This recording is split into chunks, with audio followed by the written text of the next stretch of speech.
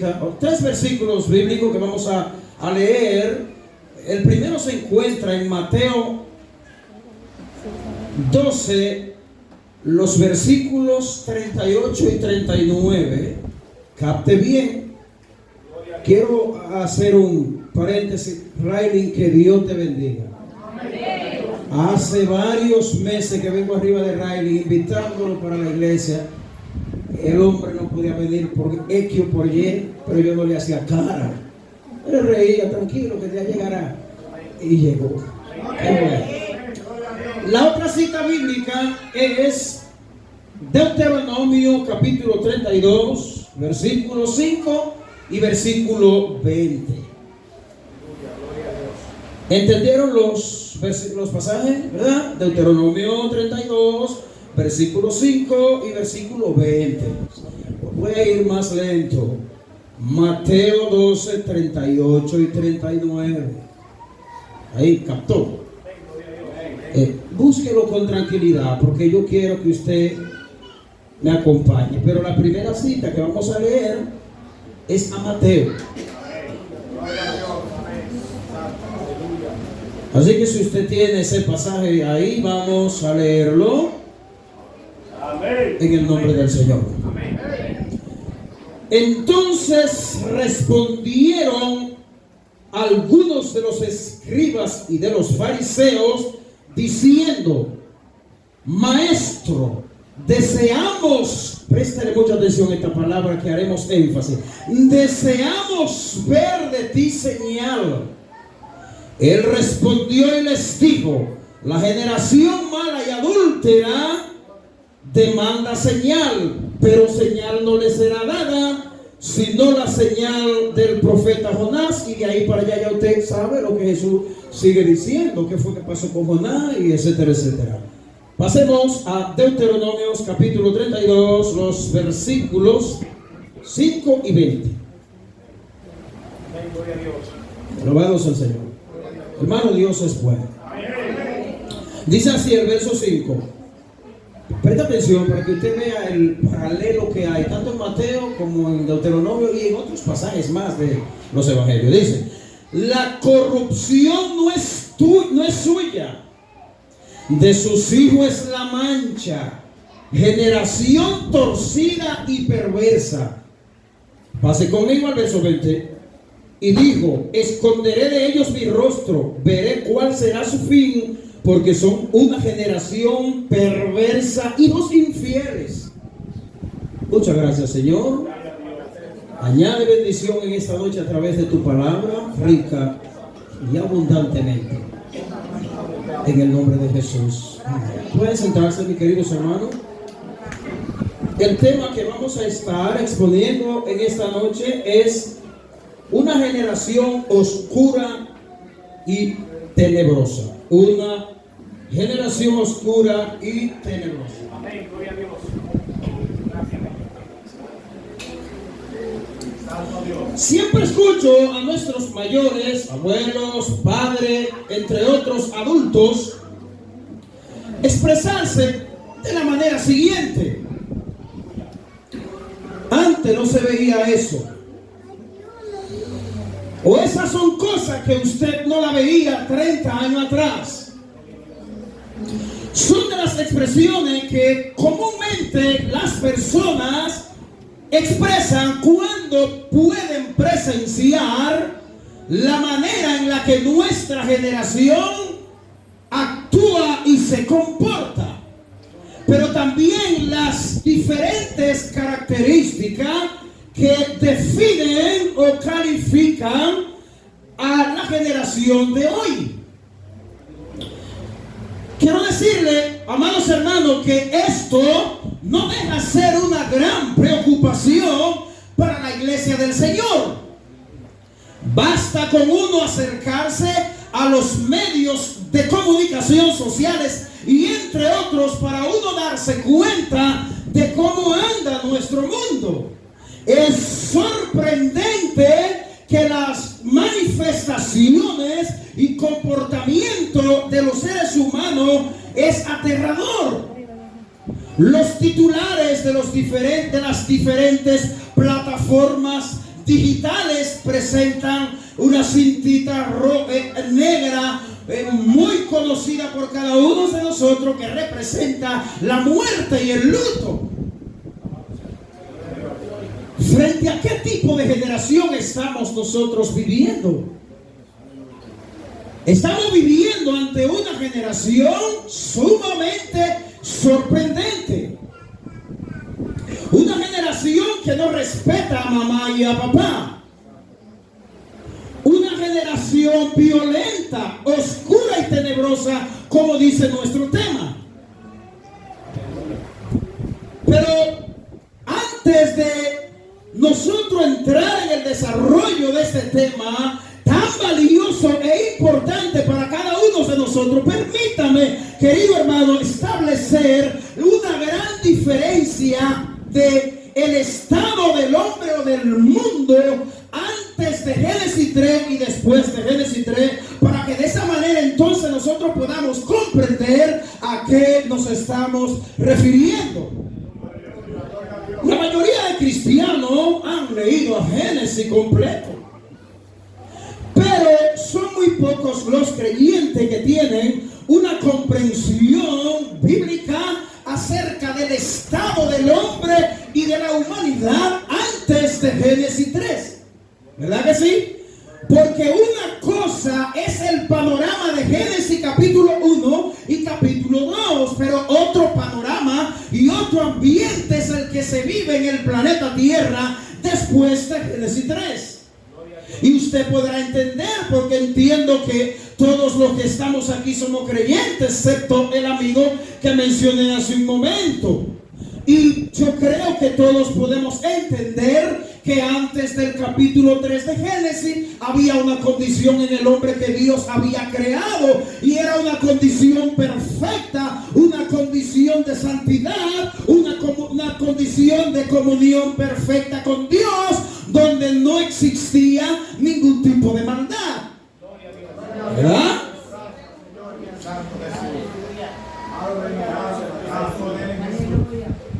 Mientras que después de Génesis capítulo 3, el panorama que empieza a vivir el mundo es un panorama sombrío, es un panorama tenebroso, es un panorama oscuro, es un panorama que a cualquiera mete en terror. Y es sencillo, porque después de Génesis 3 es donde Adán y Eva cometen la desgracia de desobedecer el mandato que Dios le había dado.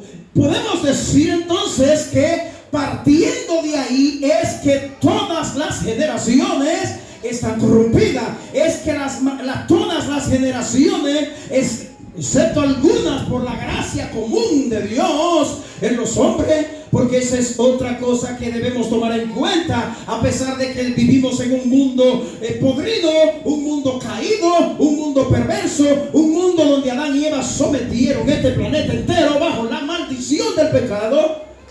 Óigame, la gracia común de Dios permite que hombres impíos hagan el bien, que gobernantes gobiernen bien, pero son, ya usted sabe, se encuentran aislados en el mundo.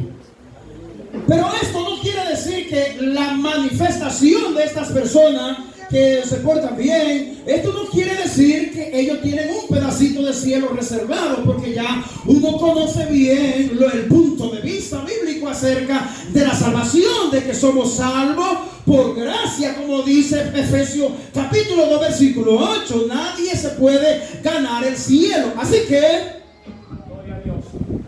es importante para nosotros que para nuestros días nosotros entendamos cuáles son los días que nosotros vivimos. Alabado sea el Señor. Y es a esto a lo que ya quiero y me he estado refiriendo. A esto era lo que me refería hace un momento, cuando yo decía que entendiendo esta realidad del hombre antes de y después de, nosotros vamos a poder comprender mucho mejor a lo que nos vamos a estar refiriendo. Habiendo visto todo lo que hemos visto o escuchado de estas generaciones perversas entonces entremos en detalle a abordar el tema que nos ocupa en esta noche. Quiero tocar la primera enseñanza o primer punto, y es el siguiente: la manera en la que estos pasajes bíblicos describen a estas generaciones. ¿Por qué lo digo en plural? Porque cuando en Mateo Jesús se refiere a una generación mala y adúltera, se está refiriendo a una generación muy posterior a la de Deuteronomio. Así que Deuteronomio, entonces, a través del autor de Moisés, que es quien escribe los primeros 5 libros de la Biblia, él se refiere entonces a otro tipo de generación y aclara algo muy distinto a lo que Jesús está diciendo. Así que nosotros vamos a ver en primer lugar cómo estos pasajes describen estas generaciones, de qué manera ellos se encargan, los textos que leímos, de cómo se describen esta generación. Y fíjense que nos estamos refiriendo a siglos atrás. Y mire la manera en la que los autores y Cristo Jesús en Mateo se refieren a esa generación. Específicamente Jesús se refiere a los escribas y a los fariseos. Oiga bien, a los religiosos de ese momento. Pero yo quiero hacerlo de esta manera. En el mismo orden en que leí los pasajes bíblicos, es en ese mismo orden que quiero referirme a estos pasajes bíblicos para ver cómo es que estos pasajes describen estas generaciones. Y es de ahí que nosotros hemos tomado nuestro tema, y es de ahí que nosotros seremos exhortados en esta noche para que podamos entonces comprender cuáles son los días que nosotros estamos viviendo. ¿Sabe qué, hermano? Que esto es muy pertinente, porque la gran mayoría de creyentes vive la vida, a veces vive la vida ajena a su voluntad, bajo descuido, porque desconoce las realidades a las que nosotros nos estamos enfrentando en este mundo. De hecho, y no quisiera que se me malinterprete, de hecho, el desconocimiento del sistema en el que nosotros estamos envueltos, el sistema del mundo, muchas veces nos lleva a nosotros a tomar trabajos equivocados. No estoy diciendo que los cristianos no deben trabajar, no, que tomamos trabajos que son equivocados. ¿Equivocados por qué? Porque no nos llevan a glorificar a Dios en nuestras vidas. Amén. Alabado sea el Señor. De antemano ya yo quiero adelantarme y quiero decirle que de la manera en la que los autores que escriben estos pasajes, Moisés y Mateo, la manera en la que ellos describen esta generación es de una manera sorprendente y sombría. Y es algo escalofriante. Si usted toma en cuenta cada palabra que se describen en estos 3 breves versículos, y usted la ve con detenimiento, y usted la ve meditando en ella, se da cuenta que las verdades que Jesús está diciendo aquí, refiriéndose a los que contendían con Jesús, es algo sombrío, hermano, y escalofriante. La expresión con la que inicia el versículo 38, quiero volver a él, permítanme por favor. La manera en la que el versículo 38 inicia nos indica que hay una conexión de este pasaje con el pasaje anterior, y esto nos va a poder permitir ver en qué contexto es que Jesús pronuncia lo que pronuncia aquí. Así que es importante ver la conexión que hay entre el versículo 38 y el pasaje anterior. Si todos ustedes han leído este capítulo de Mateo, saben que Jesús está hablando allí de la blasfemia contra el Espíritu Santo. ¿Y qué tiene que ver esto con el pasaje, con el versículo 38? Usted va a ver la conexión. Escuche lo que dice el verso 38. Entonces, esto es una conexión de lo que se viene diciendo. Entonces respondieron algunos de los escribas y de los fariseos diciendo: Maestro, deseamos ver señal de ti. Aquí, este versículo no se encuentra en un vacío. Ellos están respondiendo lo que Cristo viene desarrollando en el pasaje anterior. ¿Y qué es? Repito, ¿qué es lo que Cristo viene desarrollando en el pasaje anterior? La blasfemia contra el Espíritu Santo. Y esto le picó muy duro a los escribas y a los fariseos. Esto los ofendió, esto le confrontó, y por eso ellos querían tentar a Jesús. Le pica que Cristo le está diciendo a ellos, le está confrontando y corrigiendo. Y quiero ver, aunque no vamos a leer el versículo completo, quiero ver algunos breves. Escuchen. Generación, la blasfemia contra el Espíritu Santo. Dice que fueron traídos a él un endemoniado, ciego y mudo, y le sanó de tal manera que el ciego y el mudo veían y hablaban. Escuche bien, hermano. Lo que Jesús está haciendo aquí es algo extraordinario, ¿verdad? Pero ¿sabe qué? Ellos no se satisfacieron con esto. Por eso es que más adelante, no, yo voy a parafrasear esto. A mí no me importa que tú ya le haya dado vistas al ciego, haya hecho hablar al mudo. No creemos en ti como Mesías. Queremos ver señal de ti. ¿Y qué tipo de señal? Es que estos hombres están pidiendo aquí. Algunos, o la mayoría de los comentaristas bíblicos sugieren que lo que ellos están pidiendo aquí a Jesús son señales de impacto mundiales, como por ejemplo que el sol se detenga, la luna se apague, la tierra se mueva de un lugar a otro. Este tipo de señal es lo que la mayoría de los comentaristas bíblicos sugieren o entienden. Porque ya Jesús viene haciendo una extraordinaria señal.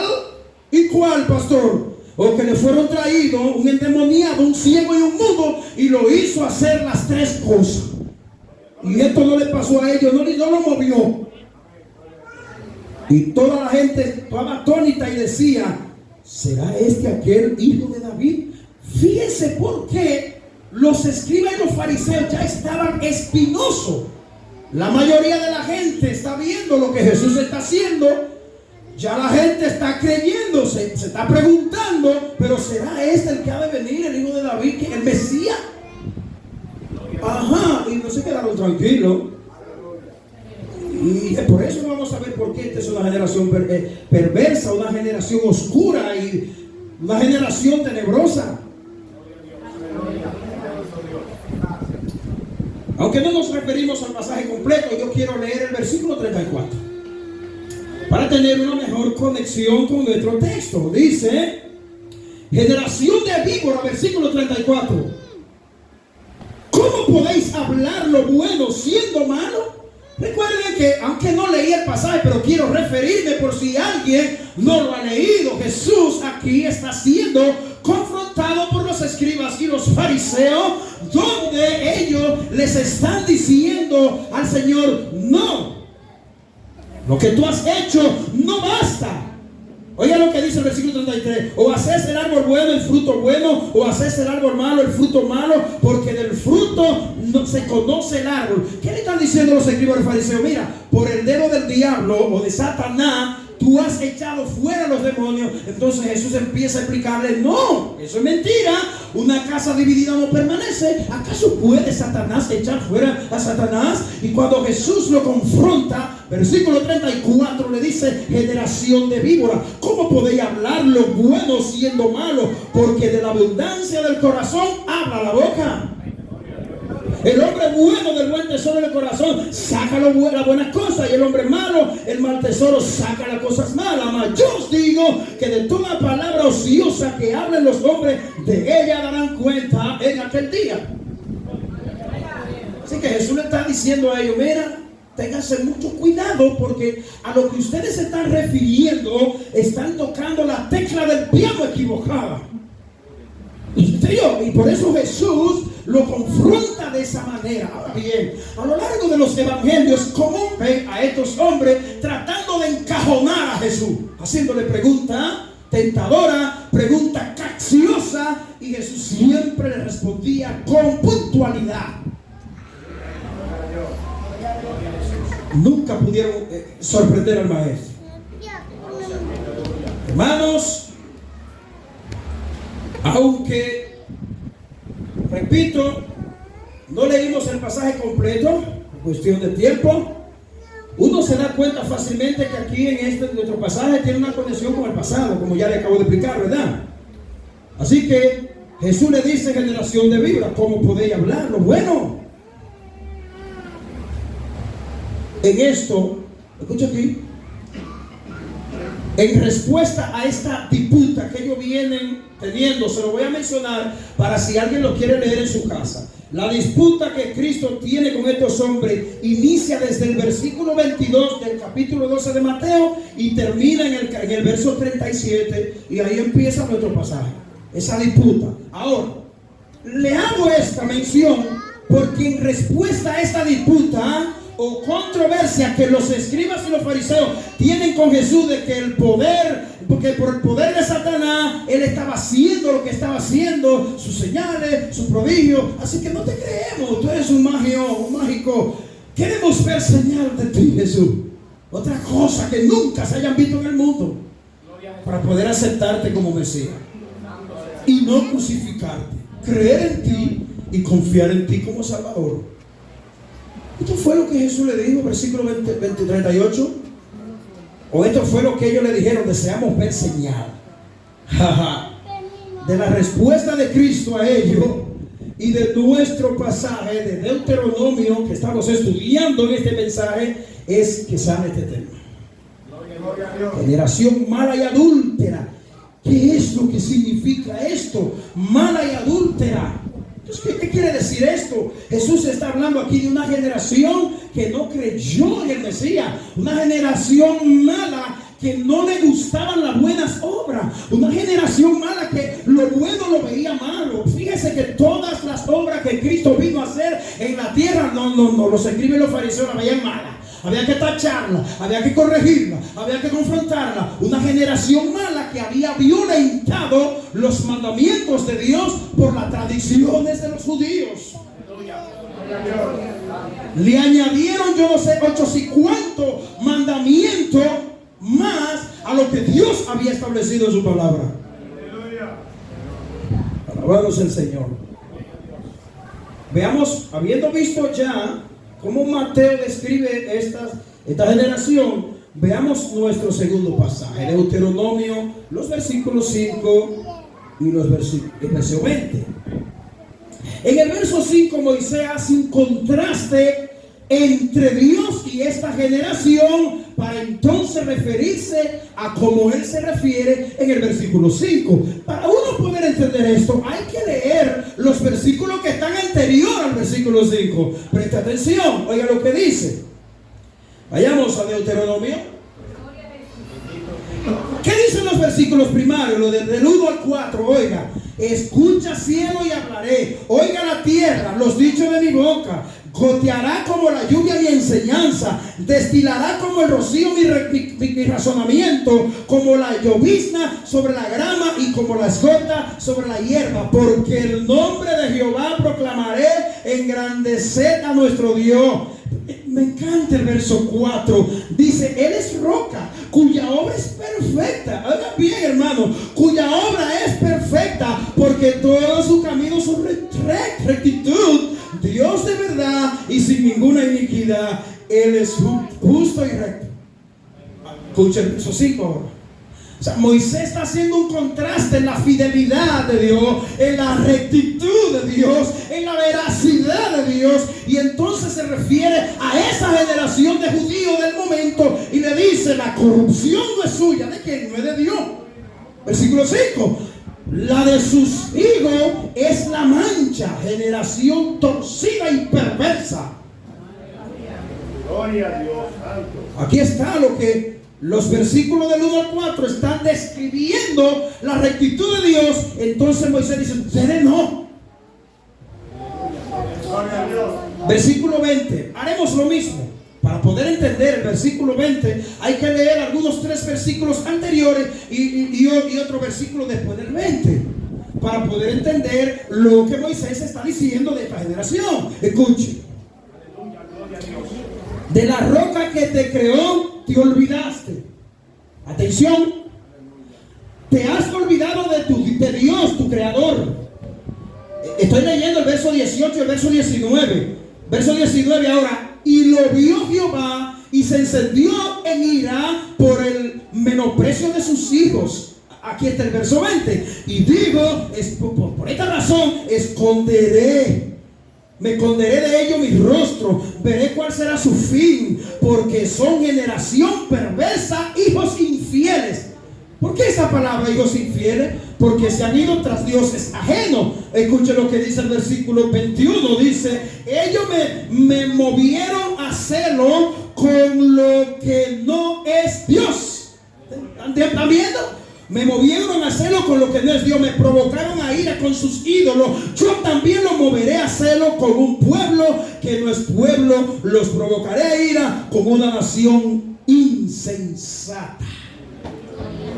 Aquí, miren, yo digo, hay muchos críticos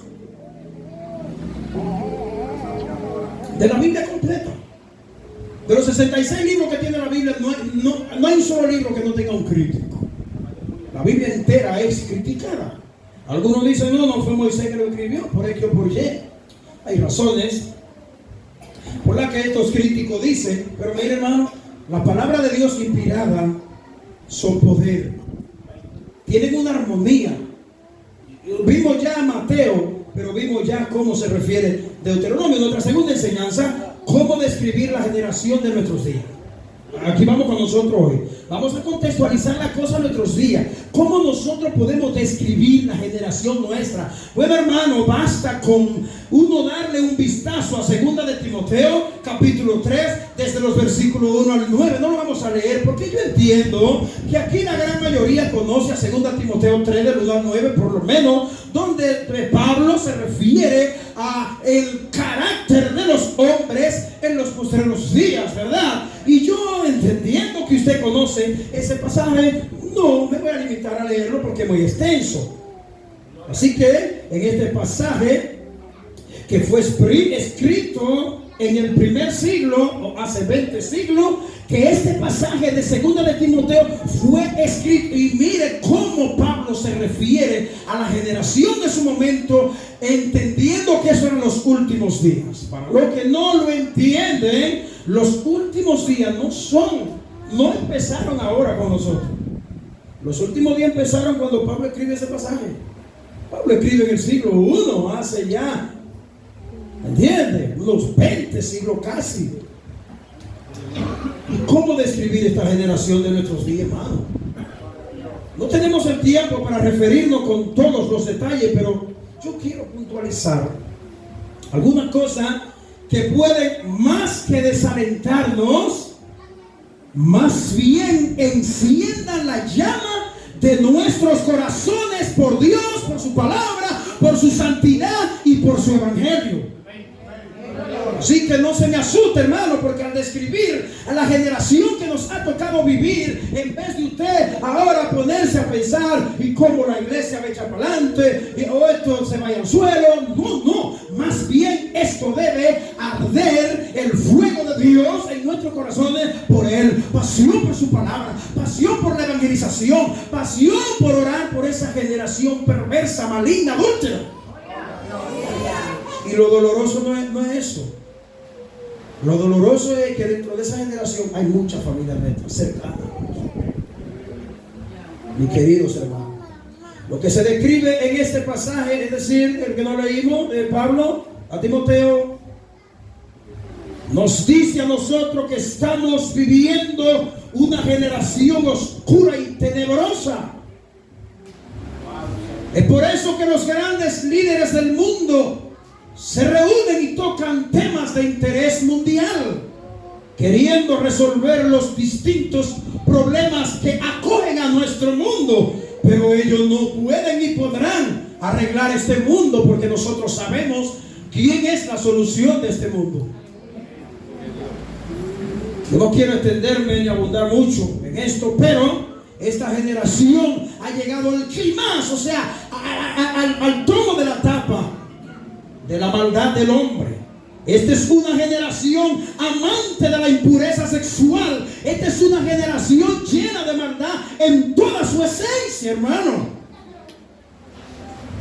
Esta es una generación amante de la mentira y de toda diablura que se cometen en este mundo. Esta es una generación llena de blasfemia, blasfemo por doquier. Esta es la generación del desamor. Y lo expresa Mateo capítulo 24, me parece que el versículo 13, que por haberse multiplicado el amor de muchos se enfriará. Esta es una generación del egoísmo. Esta es una generación del egocentrismo, etcétera, etcétera. Me voy a parar. Este mundo no se dirige a una mejor o a una mejora. No, hermano. Por más esfuerzo que los líderes de este mundo hagan, la iglesia tiene que levantarse. La iglesia debe tomar el timón, y en el tercer punto nos vamos a dar cuenta, y ahí ya concluiremos, cómo es que la iglesia tiene que tomar este timón. Esto es lo que nos lleva a esta tercera enseñanza. La iglesia necesita entender los días que vivimos y cómo vivir en medio de ellos. Hablamos de que la iglesia necesita entender, ¿verdad?, los días que vivimos, pero ¿cómo se logra esto? ¿De qué manera? Eso es sencillo, volviendo a la Biblia. Mientras más lejos estemos de las Escrituras, más ciegos estaremos ante todas estas realidades, hermano, y otras. Pero ¿cómo nosotros vivimos en esta generación? Agradando a Dios y santificándonos. ¿Cómo? Santificándonos para Él en total dependencia del Espíritu de Dios. No hay forma humana en la que nosotros podamos estar de pie y poder discernir los tiempos que los escribas y los fariseos no pudieron entender cuando se refirió Jesús a esta generación perversa, y le dijo: ustedes saben distinguir bien los tiempos y las razones de ellos. Saben cuándo va a revole, cuándo va a llover, pero ustedes no saben distinguir los días de la visita del Mesías que le ha estado visitando. Ellos no pudieron entender eso, hermano. Alabado sea el Señor. Pero para finalizar, yo quiero citar dos pasajes del Nuevo Testamento, muy conocidos por usted y por mí. El primero se encuentra en Juan capítulo 5, versículo 39. Escudriñad las Escrituras, porque en ello parece que tenemos la vida, dijo Jesús, y ellas son las que dan testimonio de mí. Pero escuche lo que Cristo en la oración sacerdotal del capítulo 17 del mismo Juan, versículo 17 dice: Padre, santifícalos en tu verdad. Tu palabra es la verdad. Concluimos. Nada va a mejorar en nuestro mundo caído. Pero no te desalientes, ¿sabe? No. Aferrémonos cada vez más a Cristo y a su palabra. Hágalo, hermano. Hágalo. Si hemos visto cosas asombrosas en nuestros días, preparémonos porque veremos peores. Si usted ha visto algunas iglesias ya con pareja frente a su altar, casándolo, dos hombres o dos mujeres, déjeme decirle, prepárese porque vamos a ver cosas peores. Vamos a ver a papá y a hija casándose. Libre Dios lo que estoy diciendo. Vamos a ver a mamá casándose con un hijo. Ya estamos viendo. Recientemente yo vi una mujer casándose con un muñeco. Pero no solamente eso, ella salió embarazada y hicieron una revelación de sexo. Un muñeco, hermano. Búscalo, si no lo ha visto. Así que preparémonos. Esta es la razón por la que estos pasajes describen estas generaciones de los tiempos de Cristo y de los tiempos de Moisés, y el por qué nuestros días aún son peores. Por eso la iglesia necesita entender estos días que nosotros estamos viviendo. Necesitamos entenderlo y sumergirnos en la palabra para poder seguir navegando en un mundo turbulento. Iglesia, que Dios te bendiga, que Dios te guarde y que la gracia de Dios sea con cada uno de vuestros corazones. Amén.